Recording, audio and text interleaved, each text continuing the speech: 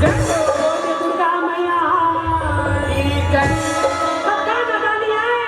और पांडव के तरफ हाथी में चढ़ के भाला धरे धर्मराज युधिष्ठिर ने कहा देगा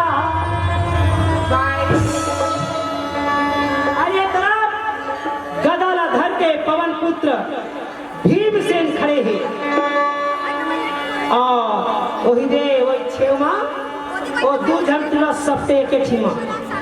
ओहा नकुल सहदेव अश्वनी कुमार के पुत्र कहेगा देखो पूरा हाथ किस मोला कहते थे अभी तो मैं अच्छा नहीं आए बेटा तो कैसे हीरो कही तू मैं तो हमें हमारा जमाना के हीरो वाला में छोड़े हीरो का थे हाँ जी ये पूर्व वाला जामे नहीं है वाला हीरो का हीरो जय हिंद। आवाज देख ले हमार भाषा का कैसे लागते कैसे क्षमा हो गयो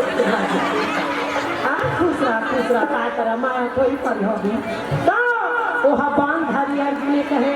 पार्वती का फिर आगे जोड़ी है कि बिन जोड़ी के नहीं आए सब कोई यार माई पीला है जी हरि दर्शन